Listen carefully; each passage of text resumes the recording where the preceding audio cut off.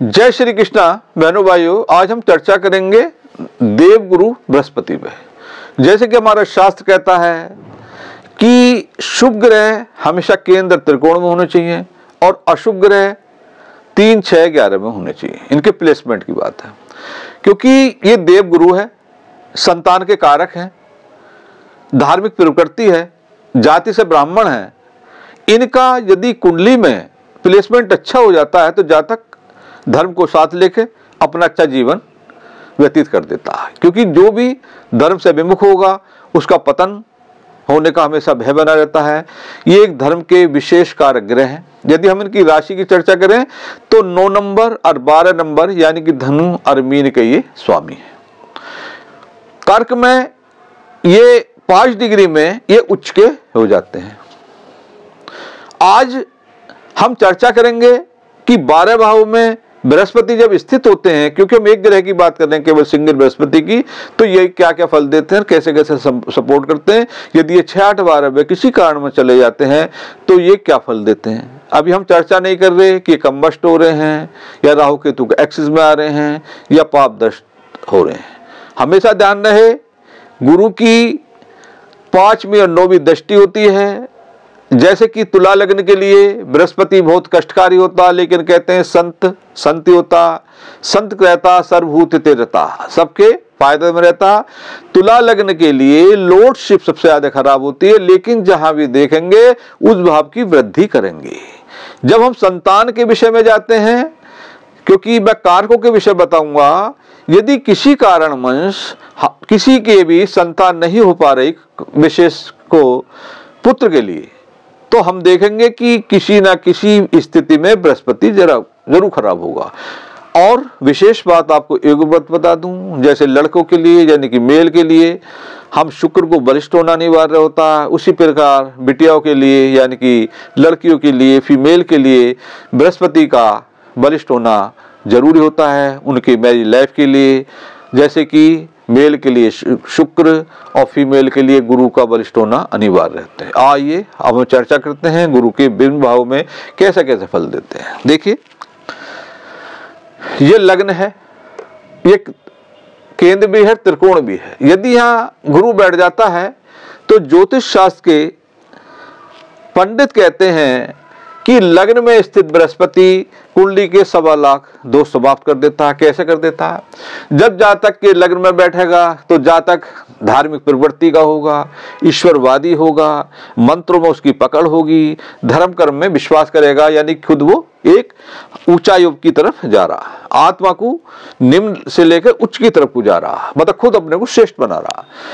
क्योंकि मैं बताया था कि इनकी सप्तम दृष्टि सबकी होती है, इनकी 5वीं और 9वीं दृष्टि होती है। जब ये लग्न में बैठेंगे तो पंचम में भी देखेंगे, 9th को भी देखेंगे, तो संतान को सुरक्षा देंगे, संतान भी अच्छी स्थिति में बैठेगी। 9th क्या है? 9th हाउस का फादर है, उसका भाग्य है, उसकी उन्नति है, तो 9th हाउस को भी देख रहे हैं तो उसकी उन्नति कर रहे हैं, मतलब भाग्य को भी उन्नति कर रहे हैं। इसलिए कह देते कि लग्न में स्थित गुरु 1.25 लाख कुंडली के दोष समाप्त करा देता है। हमेशा ध्यान रखो, जो भाव के गुण हैं उन्हें ग्रह से जोड़ोगे, आपके प्रिडिक्शन यानी कि रिजल्ट निकलने चालू हो जाएंगे। क्योंकि अभी हम ना किसी राशि की बात कर रहे हैं, हम कुछ बात नहीं कर रहे, हम तो केवल उसके स्थित होने का कर रहे हैं। यदि 2nd हाउस में गुरु बैठ जाता है तो जातक सत्यवादी होगा, झूठ बोलना पसंद नहीं करेगा, परिवार के लिए शुभ होगा, धार्मिक स्थिति से धन कमाएगा, अवैध धन उसे ना तो फपता है ना वो प्राप्त करने की क्षमता रखता। अब आते हैं गुरु का 3rd हाउस में। जब गुरु 3rd हाउस में आ जाते हैं तो 3rd हाउस में स्थित गुरु होने से जातक आलसी हो सकता, लेकिन छोटे भाई बहनों के सहयोग से वो उन्नति प्राप्त कर सकता है। क्योंकि 3rd हाउस है, मेहनत का है, तो वो लेजी भी हो सकता है, पराक्रमहीन भी हो सकता है। और पराक्रमहीनता ही सबको पता है कि प्रोग्रेस में बाधक होती है। अब आते हैं चतुर्थ भाव का। चतुर्थ भाव क्या होता है? माता होती है, माता के लिए शुभ होगा, अनाज के भंडार होंगे तो उसमें माल भी होगा, संपत्ति भी होगी, अनाज भी होगा। चौथा भाव मित्र का है तो उस पे मित्र तो कम हो सकते हैं, लेकिन मित्र होंगे वफादार, लेकिन उसका रहने का स्थान जो घर होगा वास्तु के हिसाब से अच्छा होगा, जो भी चीज जहां होनी चाहिए वास्तु के हिसाब से वहां होती है। अब आते हैं पंचम भाव में। देखिए, ध्यान रखें आप, कुछ नियम ऐसे होते हैं जो वोवेल्स होते हैं AEIO में अलग लग जाते हैं, उनसे भी अलग होते हैं। इसी तरीके से कितना अच्छा भाव है त्रिकोण, लेकिन भाव कारकों नाशकों के हिसाब से उसे पुत्र सुख नहीं मिलता। यदि पुत्र मिल भी जाता है तो पुत्र उससे दुश्मनी करने के ज्यादा चांस रहते हैं। लेकिन बुद्धिजीवी होगा, धार्मिक प्रवृत्ति होगा, दयालु प्रकृति होगी, उसमें मंत्र में दक्षता प्राप्त करने वाला होगा, लेकिन धन धान्य से पूर्ण होगा, लेकिन पुत्र के लिए सही नहीं है। यहाँ नियम लगता भाव कारकेशु नाश के। अब आते हैं अब 6 हाउस में। मैंने बताया था कि कोई भी ग्रह 6-8 बार नहीं होने चाहिए, उनके कारक तत्व क्षीण हो जाते हैं। जब 6 हाउस में चला जाएगा तो हमें लीवर संबंधी बीमारी का भय बना रहेगा, डाइजेशन प्रॉब्लम हो जाएगी।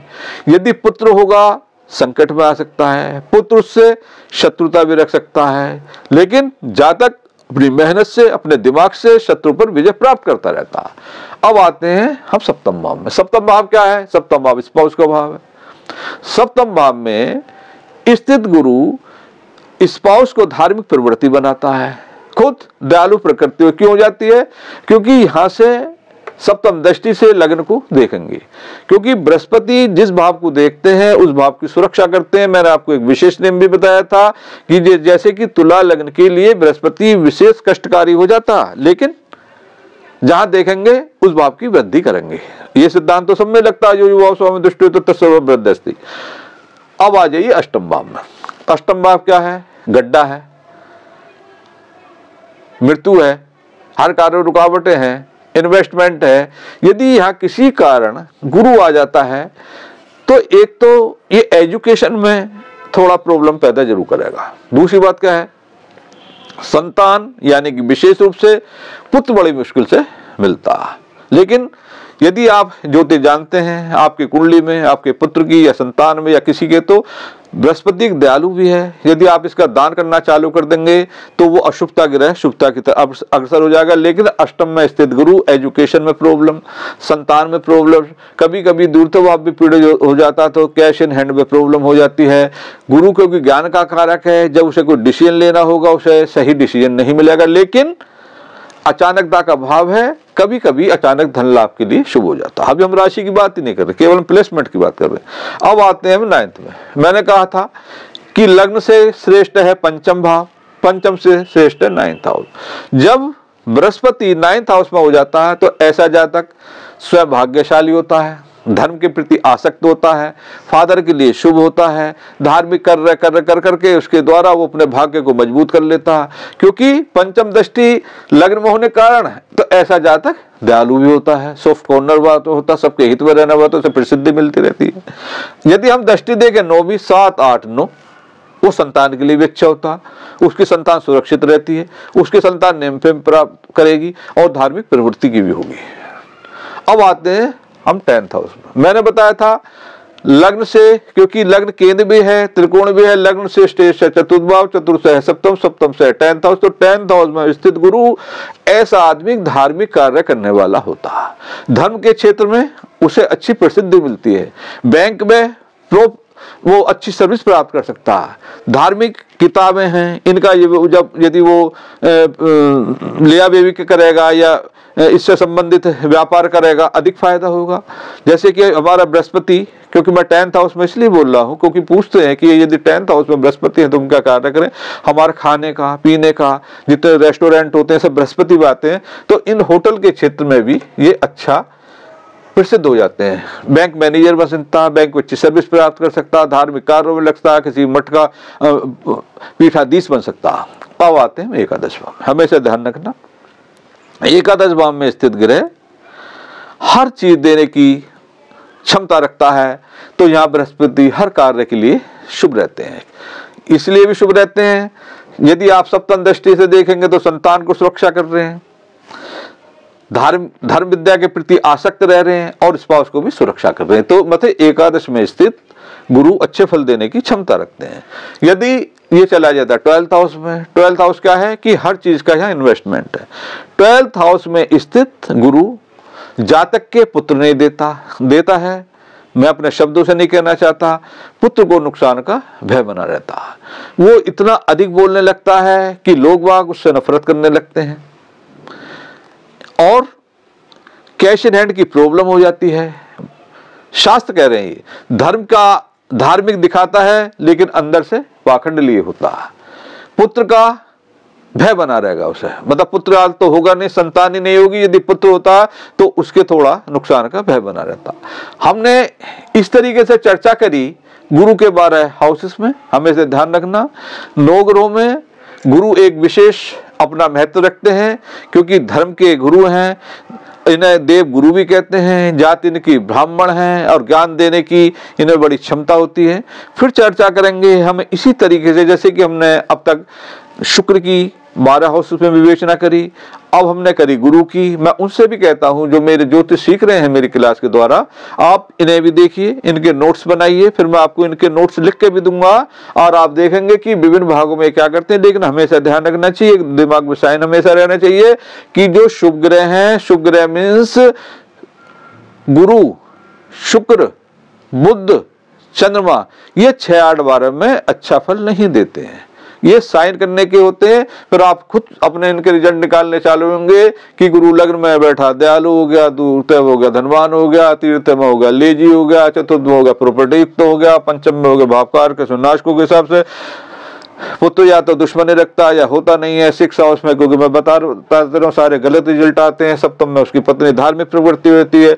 अष्टम में जो है मैंने बता दिया, अष्टम में स्थित गुरु लाचार कहते हैं, शास्त्र कहता है लाचार होता है, किसी के अधीनस्थ कार्य करने वाला होता है और मान सम्मान में कमी का सूचक होता है। और दूसरी बात क्या है कि उसमें समय समय परेशानी का भय बना रहता है। मिलेंगे इसी तरीके की वीडियो के साथ। जय श्री कृष्ण भगवान की।